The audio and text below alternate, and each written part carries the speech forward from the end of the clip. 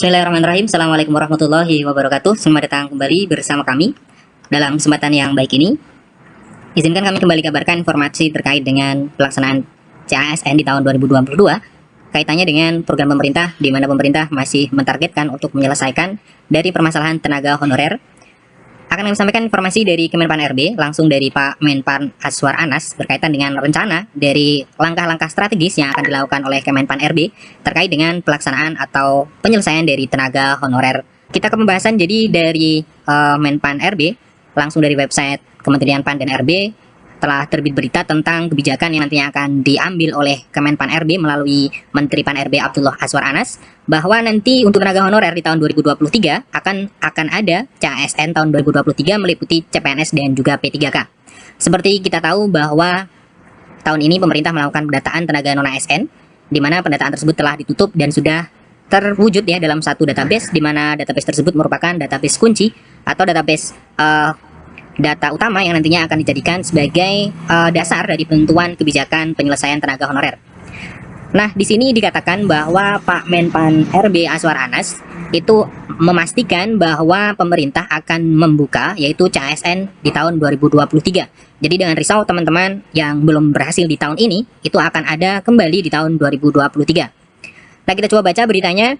Pemerintah memastikan akan membuka rekrutmen penerimaan calon aparatur sipil negara di tahun 2023 yang meliputi CPNS dan juga P3K atau pegawai pemerintah dengan perjanjian kerja dengan 4 arah kebijakan yang mendukung transformasi sumber daya manusia.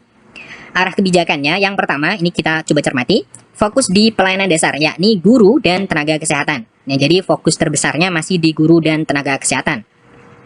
Fokus tersebut juga dilakukan juga untuk menyelesaikan masalah tenaga non-ASN secara optimal.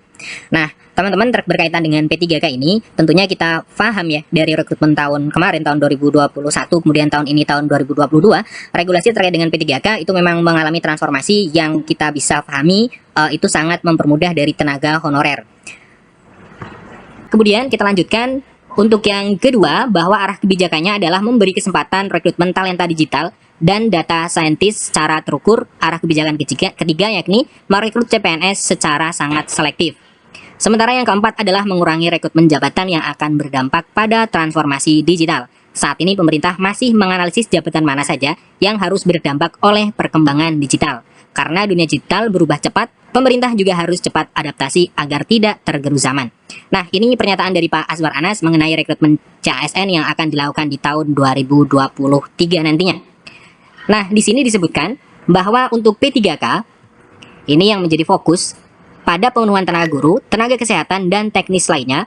Menteri Anas meminta instansi pemerintah mulai mendata dan mengusulkan kebutuhan ASN tahun 2023 yang prioritas untuk segera diisi di instansi masing-masing. Nah, jadi ternyata dari Menpan RB sudah menugaskan dari pemerintah daerah untuk mulai memetakan jabatan fungsional guru, kesehatan, dan juga teknis yang akan menjadi alokasi dari perekrutmen CASN untuk P3K di tahun 2023 ini. Jadi teman-teman tetap semangat karena memang akan diselesaikan P3K melalui P3K untuk tenaga honorer, terutama untuk tenaga guru, kemudian tenaga kesehatan, dan tenaga teknis.